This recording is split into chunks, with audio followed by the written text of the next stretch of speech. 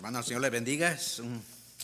De veras un placer, un privilegio estar en este lugar. Vamos a continuar con el estudio de la epístola de Santiago. Y les voy a pedir por favor que abran sus Biblias en Santiago 4, del versículo 1 al 6. Ya estamos llegando casi al fin. Estamos en el capítulo 4 ya. Así que esperando que todas estas predicaciones anteriores del capítulo 1 al 3 hayan sido de bendición, hermanos, para ustedes de una manera práctica, porque eso es lo que hemos estado diciendo, ¿verdad? Del principio, que la epístola de Santiago no nos enseña cómo creer en Jesucristo, ni nos enseñan doctrinas acerca de la vida cristiana, sino que ya después de que nosotros hemos creído en Jesucristo como nuestro Salvador y Señor, Él nos enseña cómo debemos de vivir, así, una vida agradable a Dios. Así que eso vamos a continuar haciendo, si el Señor nos lo permite. Así que vamos entonces a buscar en nuestras Biblias, Santiago 4, del 1 al 6. Cuando lo tengan, hermanos, le pueden pedir por favor que se pongan de pie. Yo lo voy a leer y ustedes me siguen con sus vistas. Siempre, ¿verdad? Le decimos, si es posible ponerse de pie, pueden hacerlo, si no, está muy bien, pueden quedarse sentados. Así que vamos a leer entonces el capítulo 4, del versículo 1 al 6. El título de este sermón es El peligro de ser amigo del mundo. ¿Sí? El peligro. Hay un peligro, hermano. A veces no percibimos eso. Hay un peligro, de veras, desastroso, el ser amigo del mundo. O sea, del sistema del mundo. La escritura, Santiago 4, 1 a 6, la serie La fe que obra, la fe que trabaja. Vamos a leer entonces, ustedes me siguen con sus vistas. Capítulo 4, versículos del 1 al 6. Dice así la palabra del Señor: ¿De dónde vienen las guerras y los conflictos entre ustedes? ¿No vienen de las pasiones que combaten en sus miembros? Ustedes codician y no tienen, por eso cometen homicidio o matan, ¿verdad? Son envidiosos y no pueden obtener, por eso combaten y hacen guerra. No tienen porque no piden.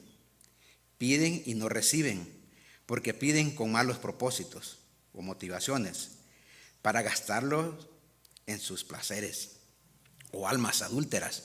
¿No saben ustedes que la amistad del mundo es enemistad con Dios, hacia Dios? Por tanto, el que quiere ser amigo del mundo se constituye enemigo de Dios. ¿O piensas que la Escritura dice en vano: Dios celosamente anhela el Espíritu que ha hecho morar en nosotros? Pero Él da mayor gracia. Por eso dice: Dios resiste a los soberbios, orgullosos, pero da gracia a los humildes. Amén. Oremos, hermanos. Oh Dios, gracias por tu palabra. Estamos aquí tenemos ante nosotros un pasaje, una sección de la Escritura que batallamos, creo, como cristianos, y es señora, difícil pues vivir en estos tiempos y no ser atraídos por el mundo. Te ruego, oh Dios, que hables a la congregación, que nos exhortes y nos animes, oh Dios, a que pues al ser amigos del mundo nos hacemos enemigos tuyos. Ayúdanos, oh Dios, a ser siempre fieles a ti, Padre. Bendice tu palabra, bendice la congregación, que de aquí salgamos pues edificados, Señor. Gracias, Padre, en el nombre de Jesús. Amén. Amén. Bueno, hermanos, pueden sentarse. El hermano espero que le pidiera amén. Siempre tengo ese problema que me olvida. Bueno, Santiago siempre nos ha estado indicando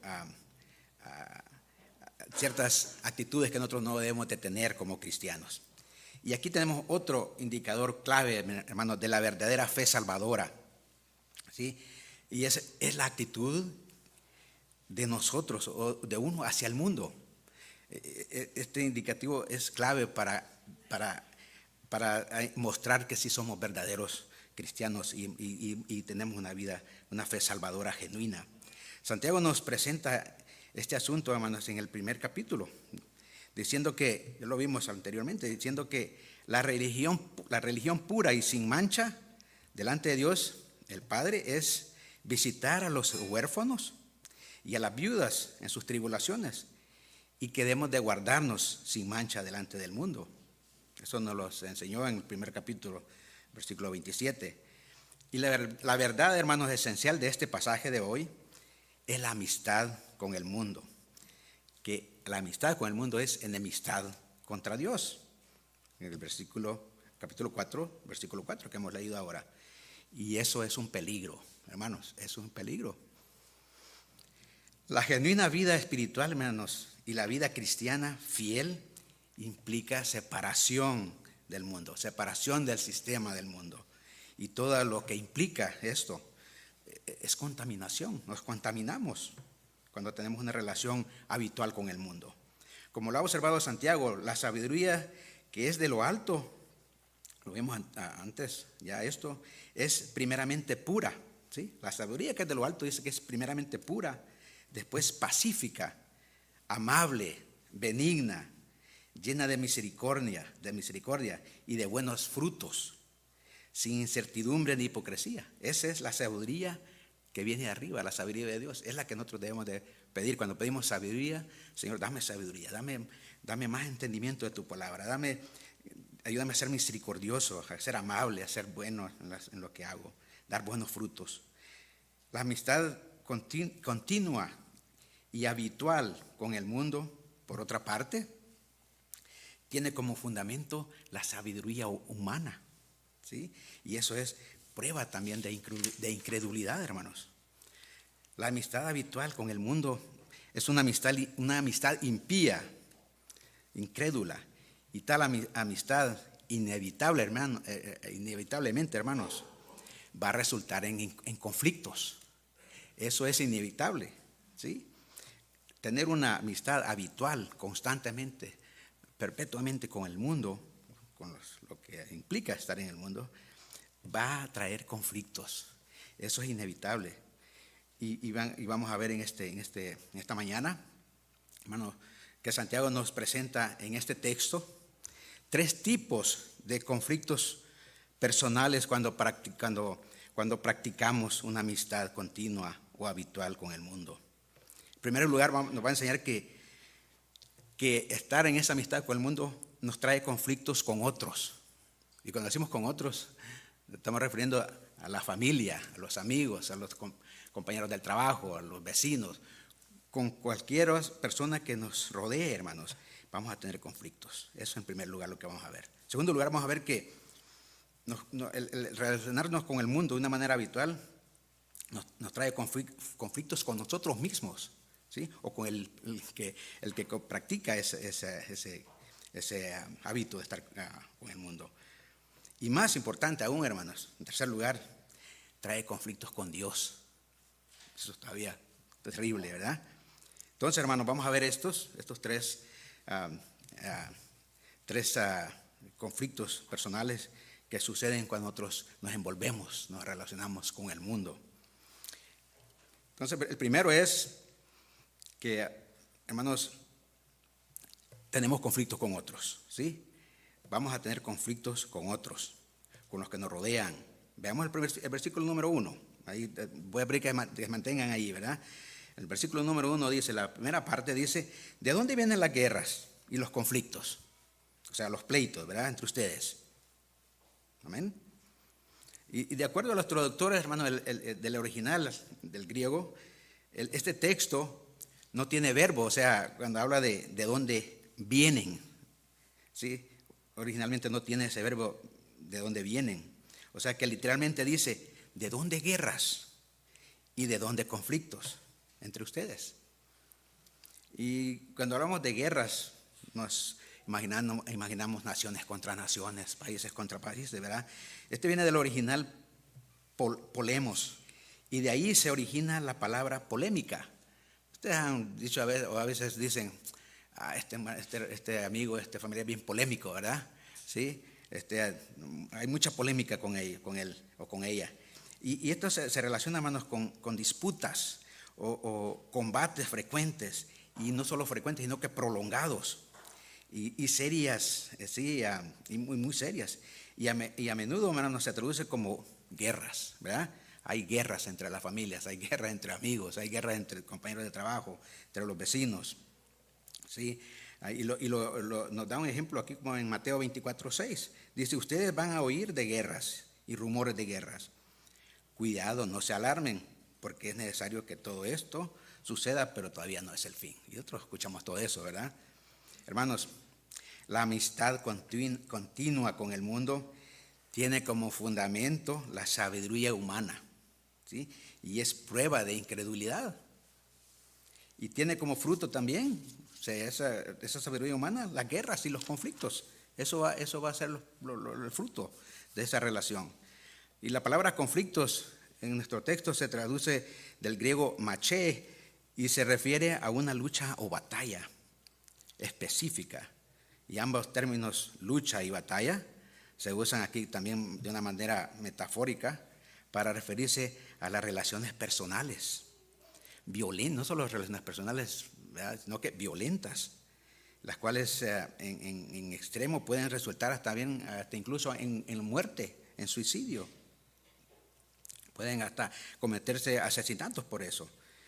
Y cuando la frase entre ustedes indica, hermanos, que había estas relaciones violentas, ¿sí?, entre los miembros de la iglesia a las que el apóstol aquí, Santiago, escribía. Había ese tipo de relaciones violentas.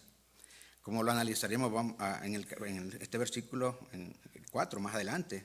Es obvio que algunos de esos miembros no eran ni salvos, no eran creyentes.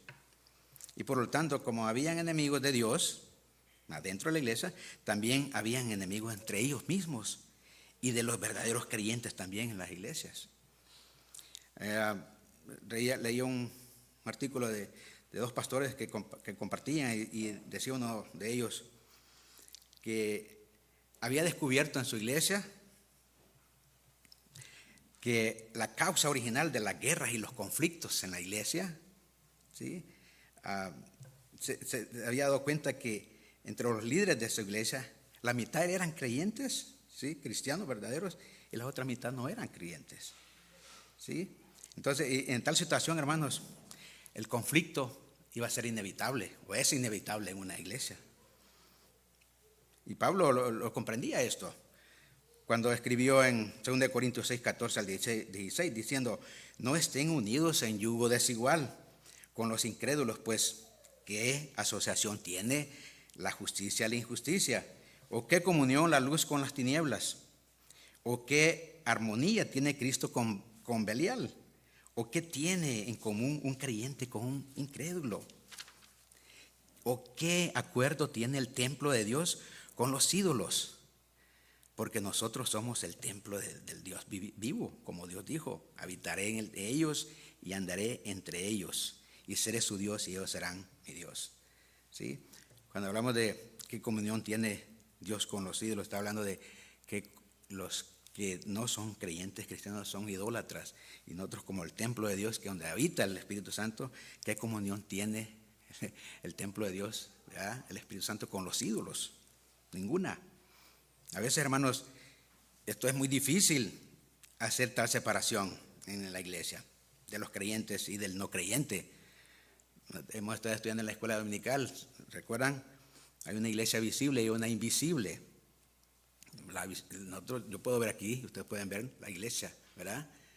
Dios ve otra, Dios ve a los verdaderos cristianos. Dios ve la iglesia invisible, la que nosotros no podemos ver.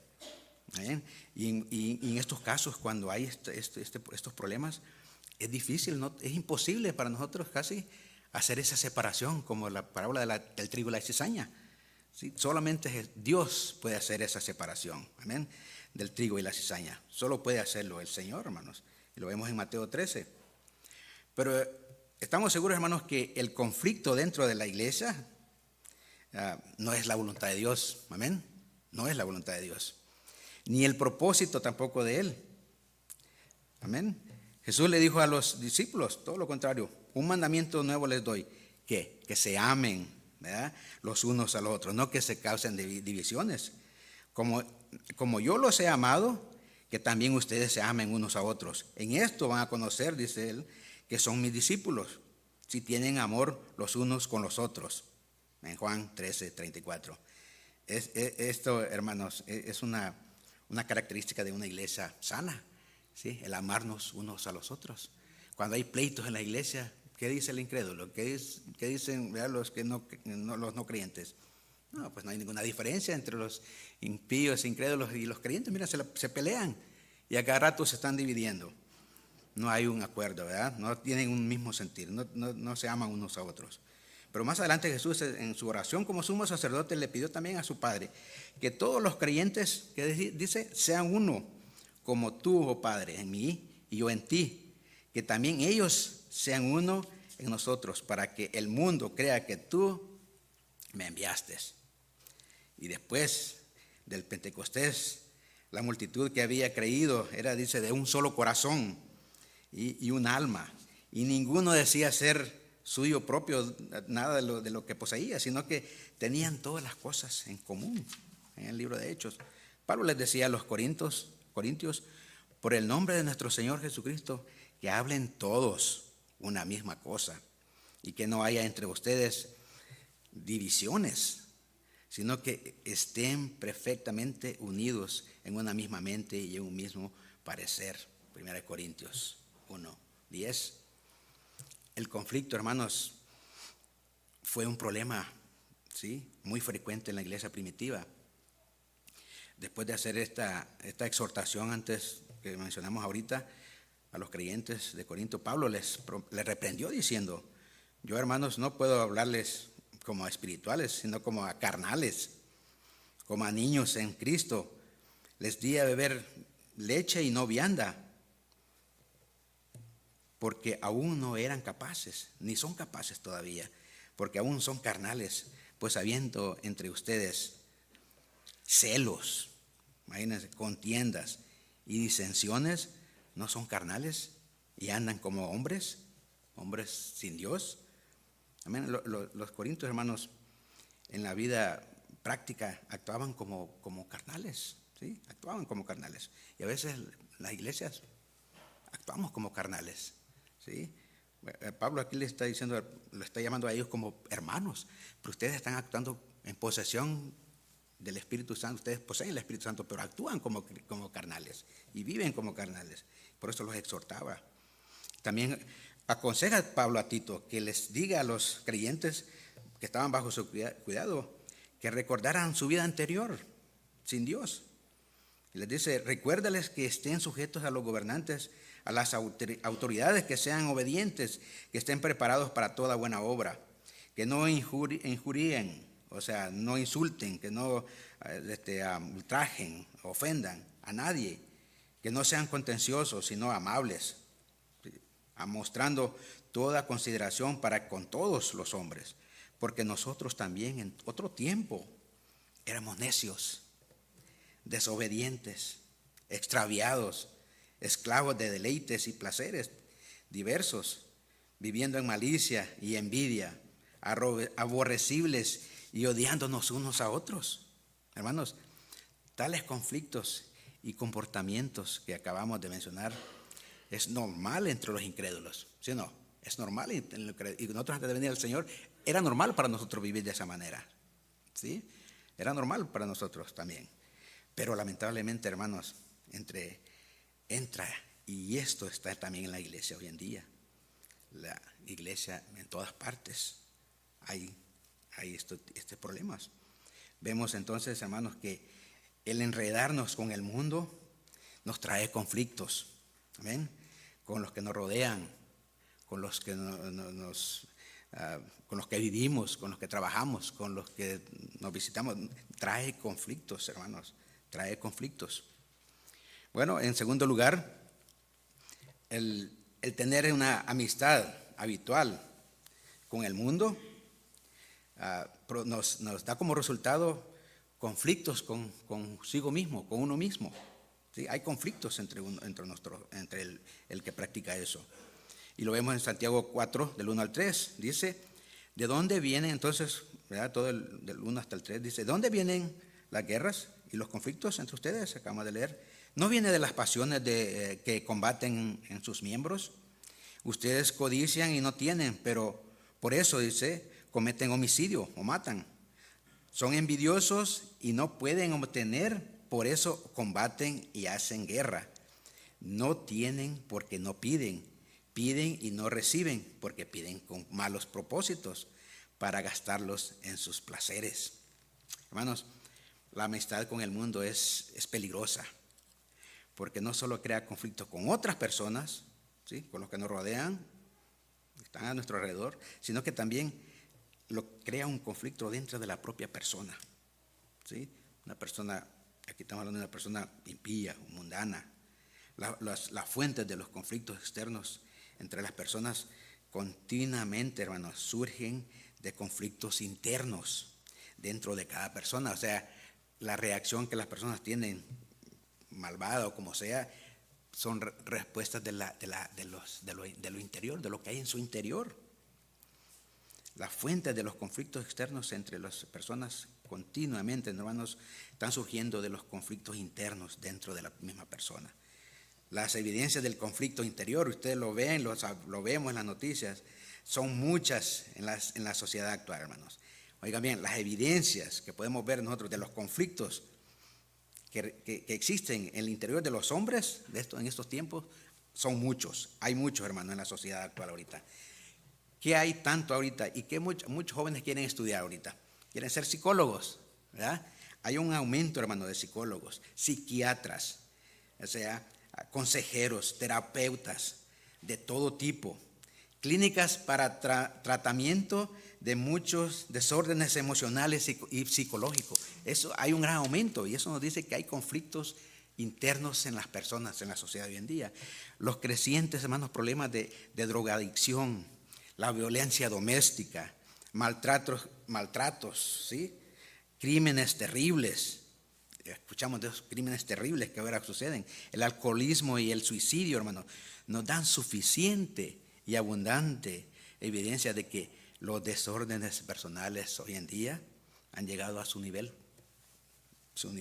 crítico. El incremento, hermano, de la impaciencia, de la frustración, la ira, la hostilidad, no solo se ven en esos centros de las ciudades viejitas, ¿verdad?, donde viven personas de bajos recursos, donde hay mucho crimen, esos callejones ya de Los Ángeles.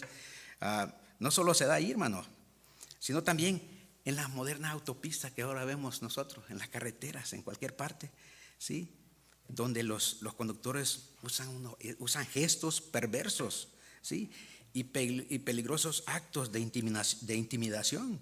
Usted se para al lado de alguien que va manejando, si se le está viendo, le empieza a hacer gestos, ¿verdad?, y lo intimidan. Y a veces, hermanos, ¿qué sucede? Hasta disparos, ¿sí?, de armas de fuego, porque estas personas quieren descargar sus disgustos por lo que otro conductor hizo o dejó de hacer, ¿sí? Eso, hermanos, yo personalmente lo veo todos los días. Eso es lo que hago, andar en las carreteras, manejar, y veo eso todos los días. Hermanos, en estos versículos Santiago señala 3 causas del conflicto interior, o sea, el conflicto con uno mismo, con la misma persona. Y la primera causa es el deseo incontrolable, ¿sí?, o el deseo incontrolado de la persona. Dice, ¿de dónde vienen las guerras y los conflictos entre ustedes?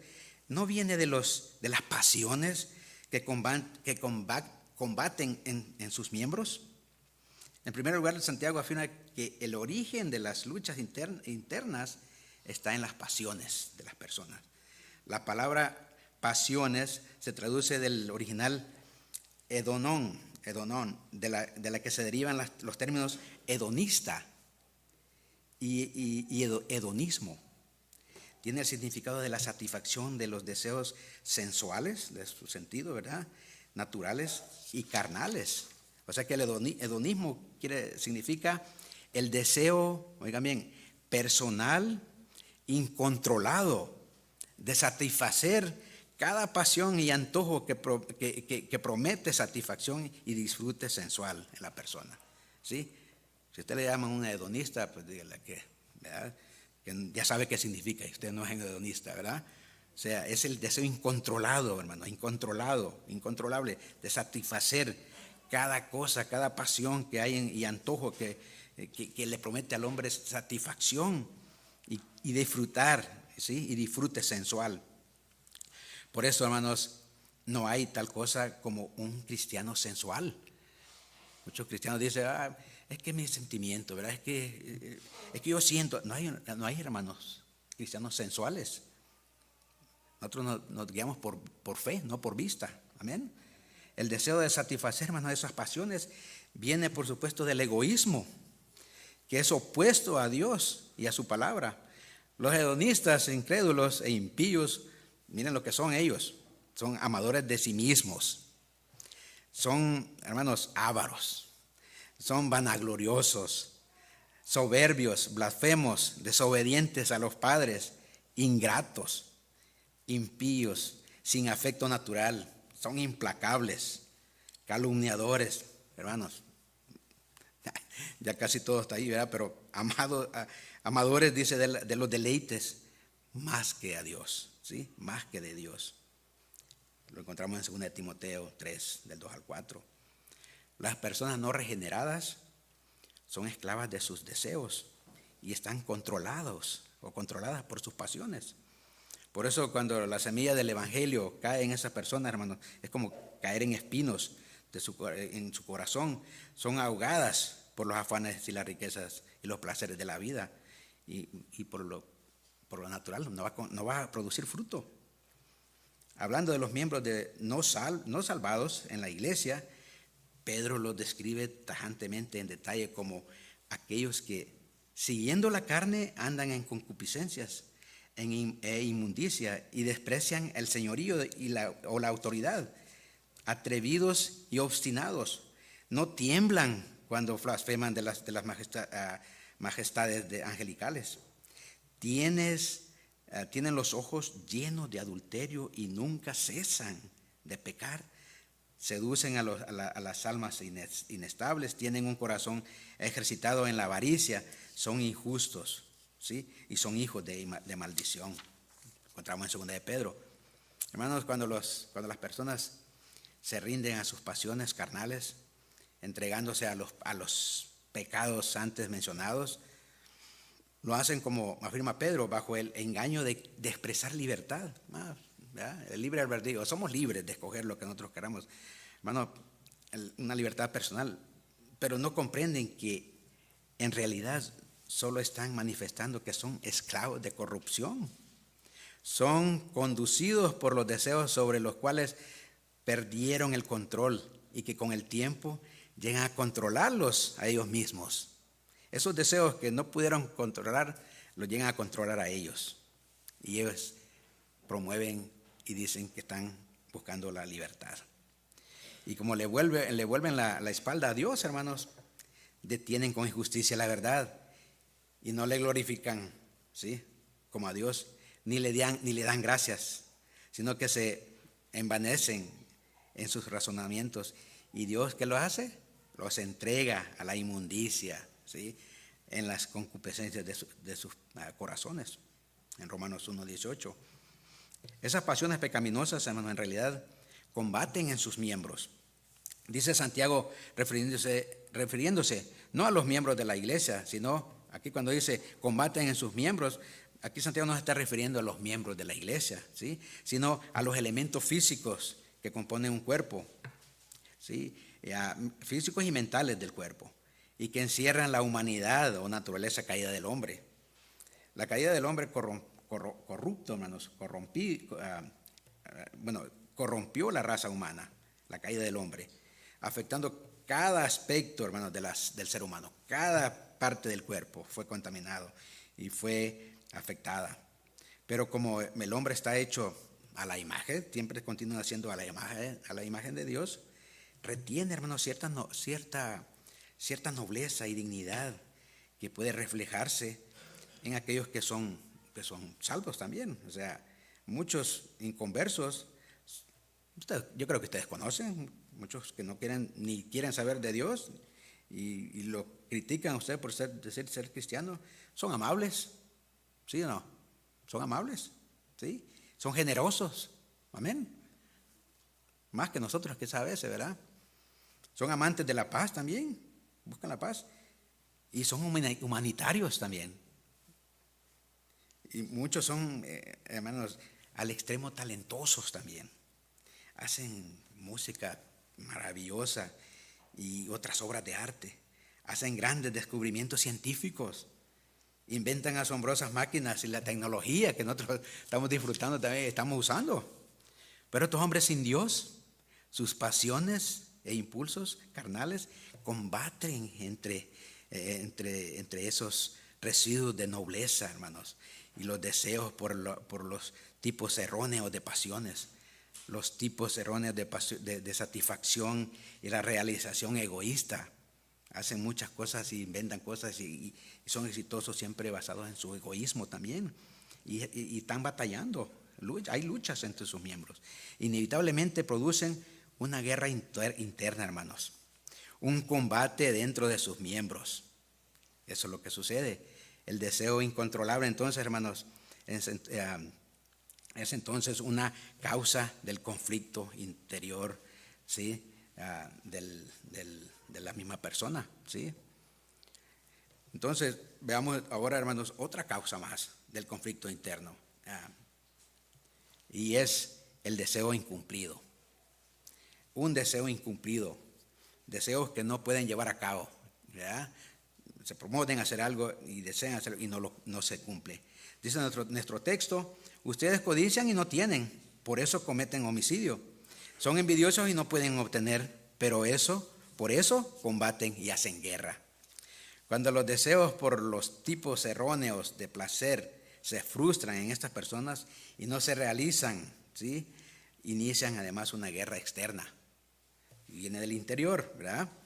El verbo codician se refiere a tener un deseo de cualquier tipo, pero el contexto pone en claro que el deseo mencionado aquí es desmedido, hermanos, mal encaminado o mal intencionado y por lo tanto es pecaminoso.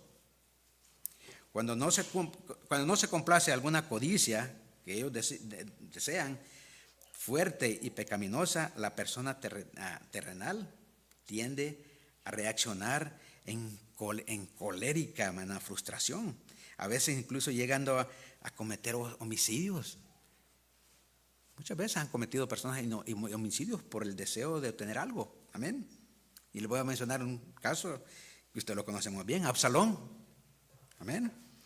Estaba tan obsesionado con gobernar a Israel que estaba dispuesto hasta matar, hermanos, a su propio padre, David. Amén. Y para lograrlo lo que él se proponía hacer.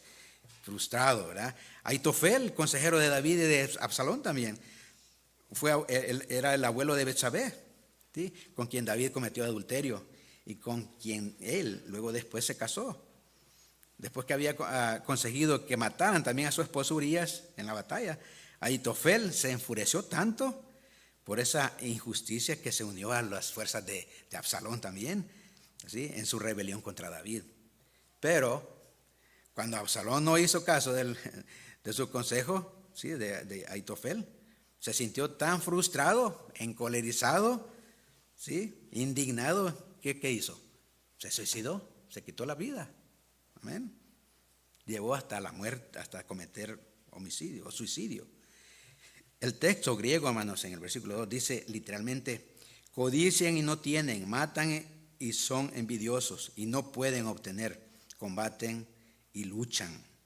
Los traductores indican aquí correctamente que la relación causal entre codiciar y matar, y entre envidia y combaten y luchan, o sea que cuando alguien comete homicidio, hermanos, es por causa de la envidia.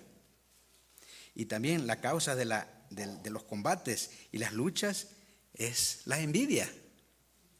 ¿Sí? Es la envidia. Como pone en claro Juan: si alguno ama el mundo, dice, el amor del Padre no está en él.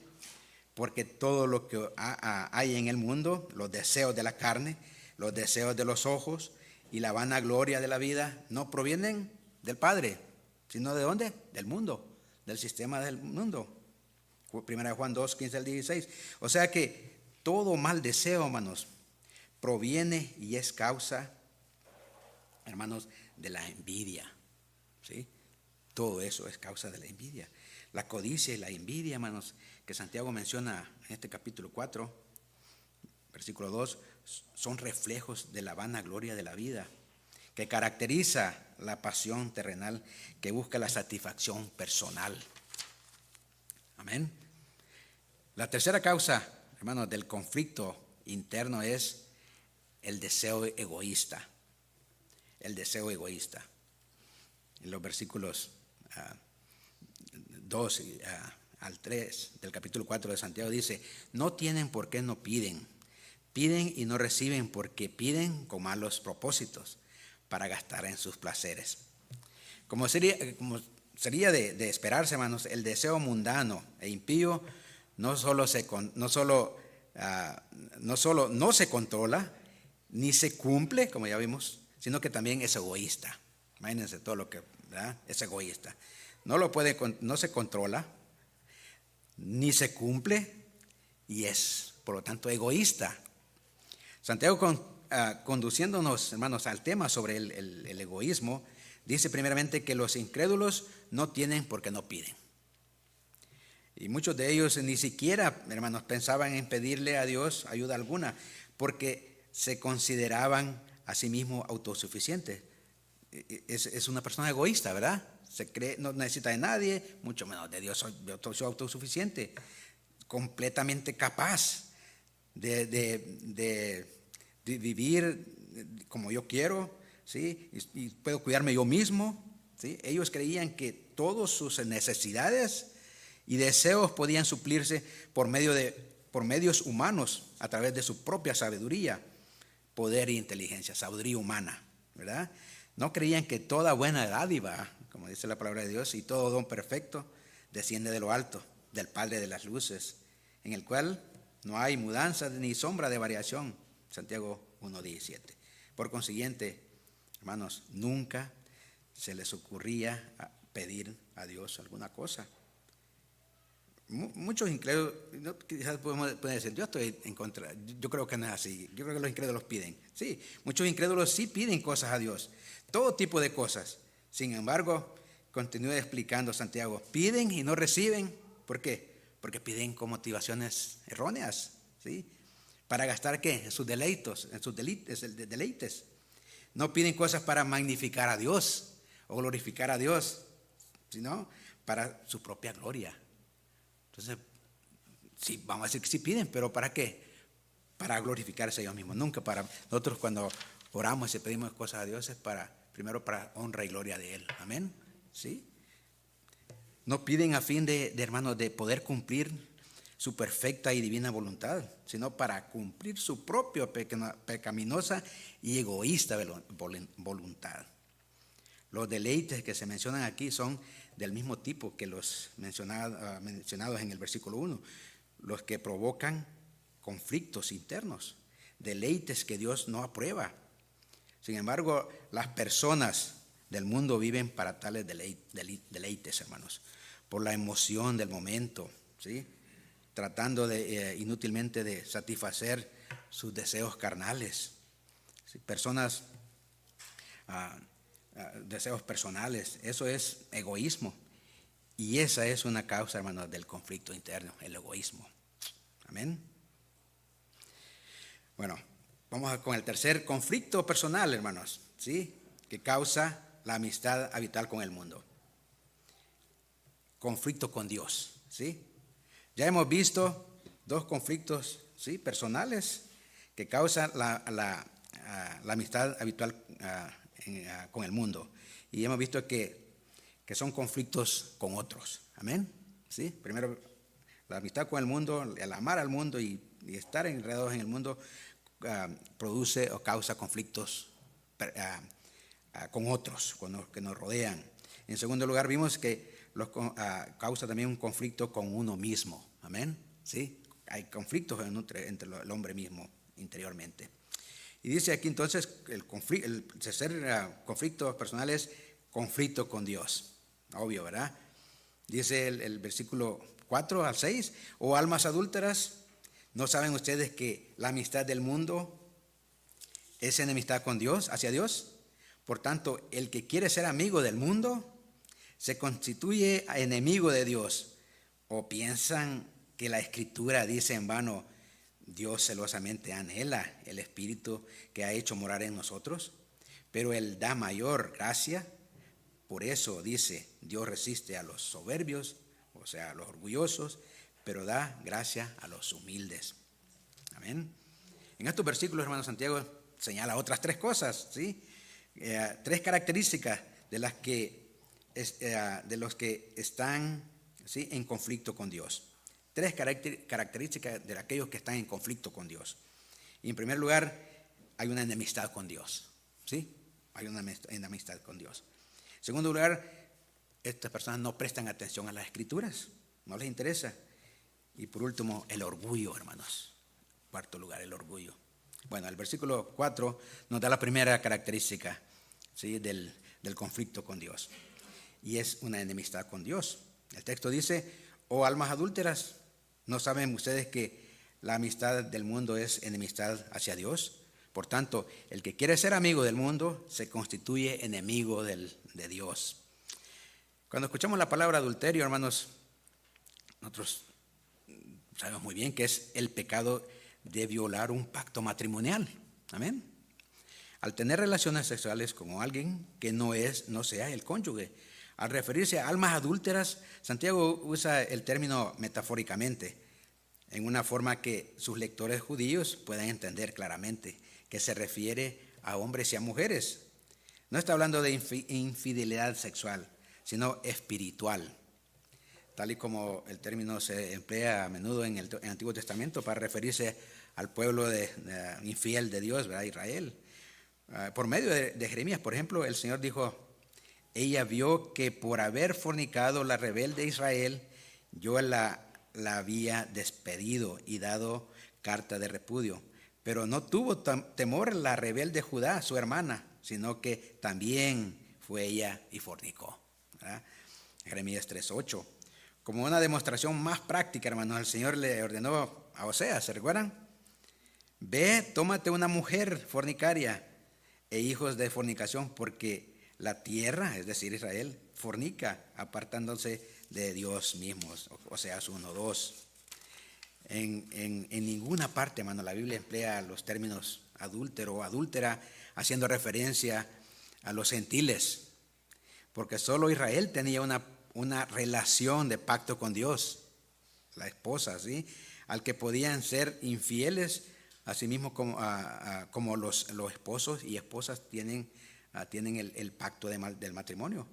Los gentiles podían ser fornicarios espirituales, por decirlo así, pero no adúlteros, ¿sí? No adúlteros. Esta era una distinción despreciable, vamos a decirlo así, reservada solamente para Israel, la esposa infiel. Jesús se refirió al incrédulo Israel de su época como una generación mala y adúltera. Lo mismo puede decirse de los que dicen ser cristianos y se unen a la iglesia, pero no tienen relaciones salvadoras con Dios, ni amor a Él tampoco, ni a su palabra, mucho menos. Los había en la iglesia primitiva y creemos que los hay hoy en día, hermanos, en la iglesia, y Santiago les llama almas adúlteras. Cualquiera, pues, continúa diciendo Santiago, que quiere ser amigo del mundo, se constituye enemigo de Dios. Ya sea que lo reconozcan en su mente o no, una persona que quiera ser amiga del sistema del mundo ha optado, ha escogido, hermanos, por hacerse enemigo de Dios. Todo el que no es de Dios es ¿de quién? Del mundo. Y todo el que es del mundo no es ni puede ser de Dios. Amén. No puede ser así. Los amigos del mundo y todo el que es del mundo no es ni puede ser de Dios. Los amigos del mundo son controlados por el espíritu del mundo y no tienen parte con el espíritu de Dios. Por otra parte, Pablo pone en claro que los creyentes, ¿sí?, ahí en 1 Corintios 2:12 dice, no hemos recibido ¿qué? El espíritu del mundo, sino el espíritu que proviene ¿de quién? De Dios mismo. Amén. La amistad con el mundo, hermanos, y la amistad con Dios se excluyen mutuamente.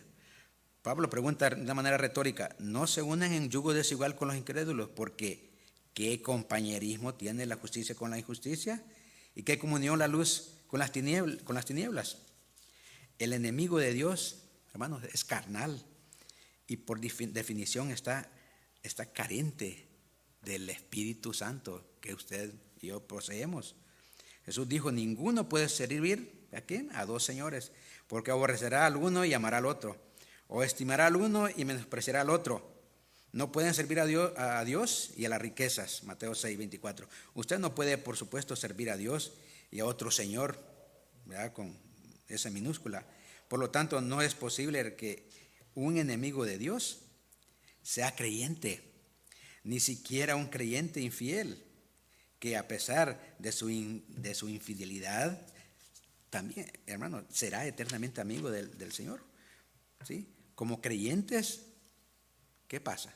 A menudo o nunca tropezamos, nunca caemos. No, a menudo tropezamos, amén. Y hacemos cosas que sabemos no debemos de hacer. ¿Amén? Y dejamos de hacer cosas que sabemos que debemos de hacer.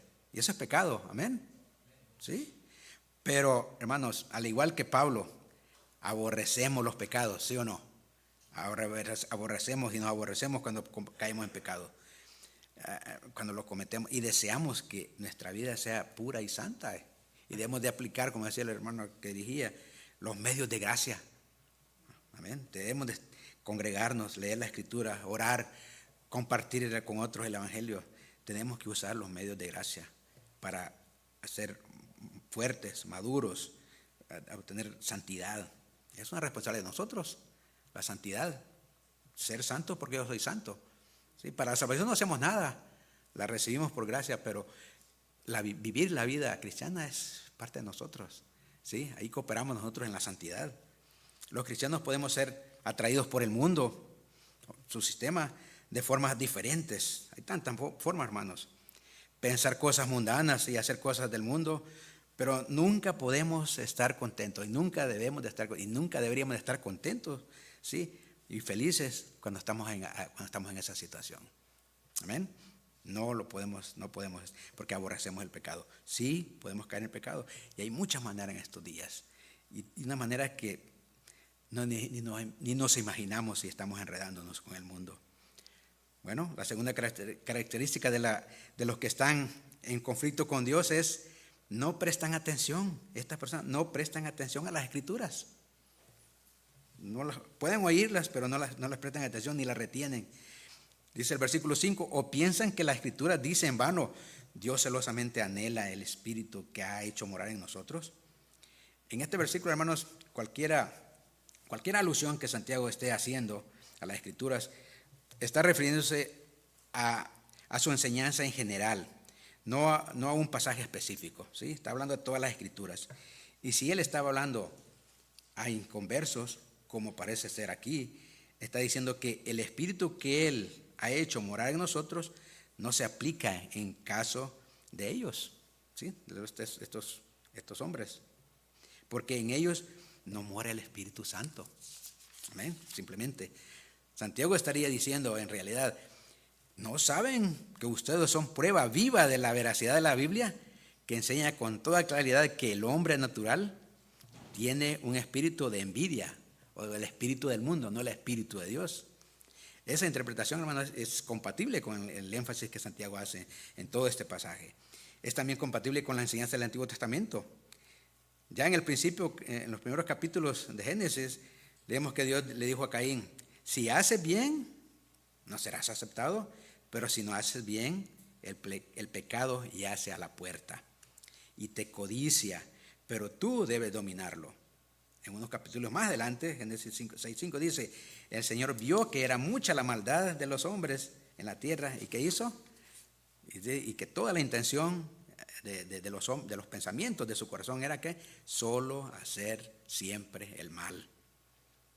Sin embargo, en cualquier forma, hermanos, que se interprete el versículo, Santiago parece estar diciendo que los incrédulos que están en permanente estado de conflicto, enredados en el mundo espiritual, que están en conflicto espiritual con Dios, no son solo sus enemigos, sino que también reflejan tal enemistad al no confiar ni obedecer su palabra.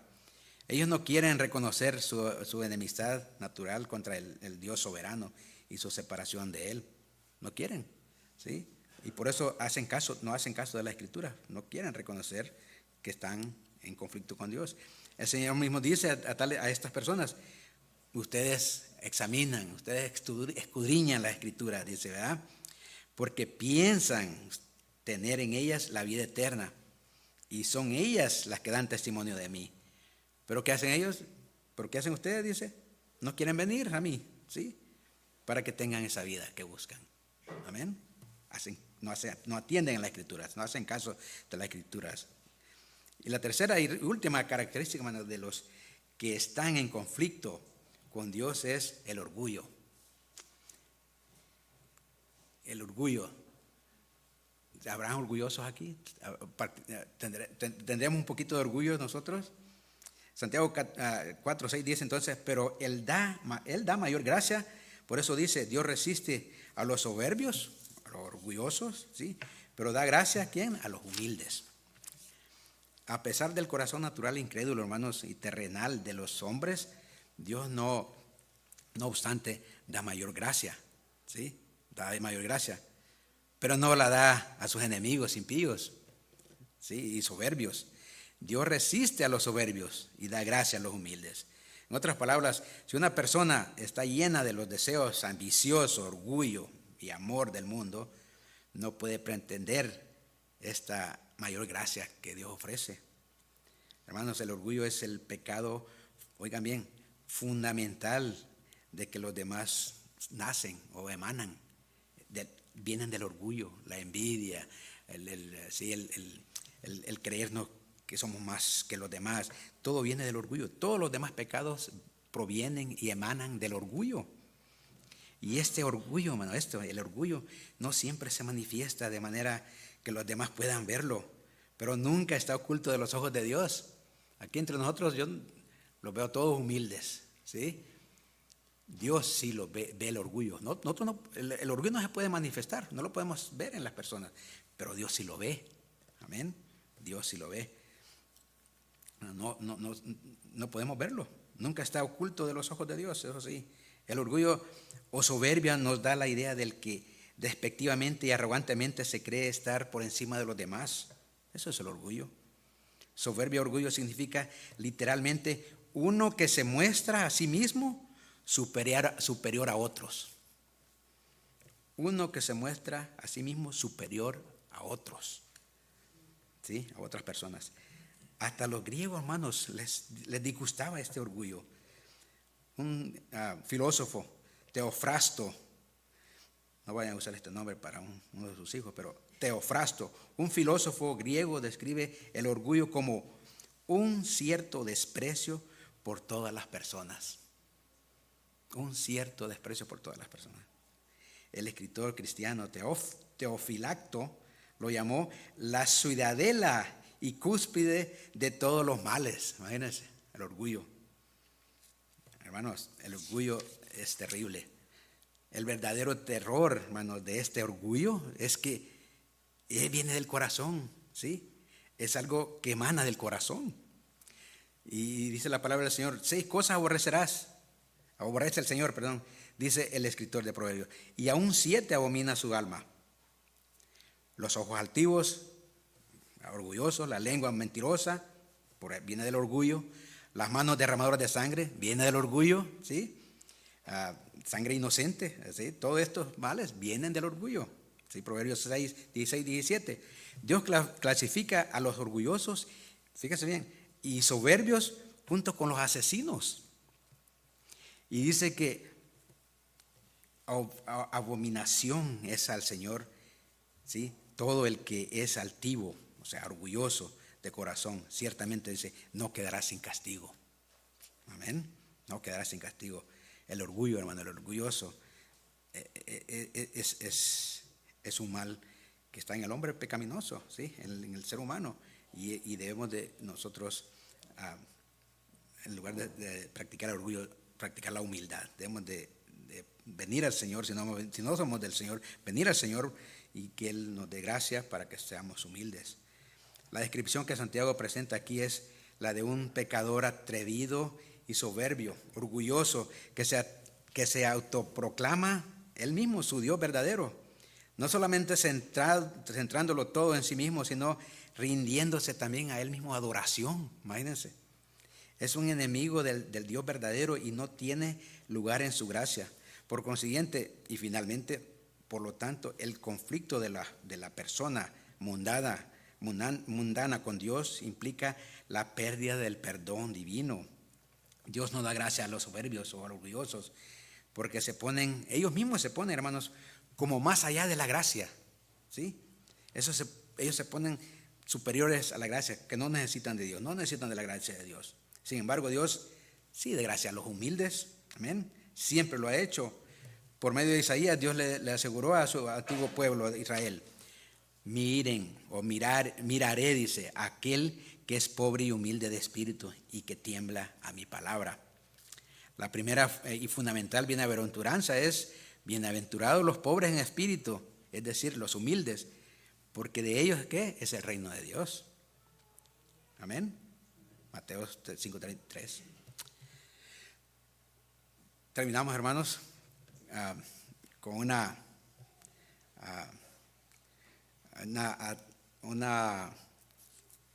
vamos a concluir con estos pensamientos. Hermanos, los verdaderos cristianos no forman parte del malvado sistema mundial, ¿sí? Los verdaderos cristianos no forman parte del malvado sistema mundial. Habiendo sido ustedes escogidos fuera de él, del mundo, en vez de conformarse o moldearse al mundo, ¿qué son o qué somos? Somos enviados al mundo por Jesús. ¿Para qué? Para dar luz en sus tinieblas morales y espirituales. Han sido ustedes crucificados para el mundo. Lo han vencido y permanecen sin mancha por él. Amén. El ser amigo habitual del mundo, hermanos, mientras se afirma ser cristianos, es engañarnos a nosotros mismos, y es la mayor de las insensateces. Oiga bien, es imprudencia, es irresponsabilidad, es disparate, es una locura, es una estupidez, es una necedad, hermanos. El ser amigos habitual del mundo mientras afirmamos ser cristianos es una de las mayores insensateces que puede haber en nosotros. Y hago una exhortación, hermanos, a usted, hermano y hermana: tenga cuidado, hermanos, hermana, no se convierta en amigo del mundo, amigo del sistema, de este mundo. Es tan fácil que usted ni se da cuenta que está participando de todas las cosas que el mundo enseña hoy en día. Tengamos cuidado, hermanos. Llenémonos de la palabra del Señor. Mantengámonos ocupados con los medios de gracia que Él provee. Mantengámonos alejados del sistema del mundo, porque cuando menos pensemos vamos a estar cayendo en las garras del enemigo. Y también si usted no ha venido a Cristo, está en enemistad con Dios. Si usted no ha venido a Cristo, está en enemistad y es un enemigo de Dios. Y nuestra exhortación y lo animamos a que venga a Cristo. Necesita arrepentirse y venir a Cristo. Hoy es el día de salvación, ¿sí? Venga a Cristo. Amén. Oremos, hermanos. Oh Dios, tu palabra ha sido expuesta, Padre. Ahora te pedimos que tú des el crecimiento y el fruto. Padre, gracias te damos por este tiempo. Rogamos, oh Dios, por tu iglesia, que Señora, nos mantengas aislados y separados del mundo, que nos des las fuerzas y las herramientas que ya tenemos y las pongamos en práctica para no ser parte del sistema del mundo, no amar al mundo, porque nos convertimos también en enemigos tuyos. Gracias, oh Dios, por esta exhortación, gracias por esta epístola de Santiago, Y Padre, ruego pues que aquellos que no te conocen, que vengan a ti, Señor, que sean exhortados y animados por tu palabra a arrepentirse y venir a tus pies. Gracias, Padre, por este tiempo, en el nombre de tu Hijo Jesús. Amén.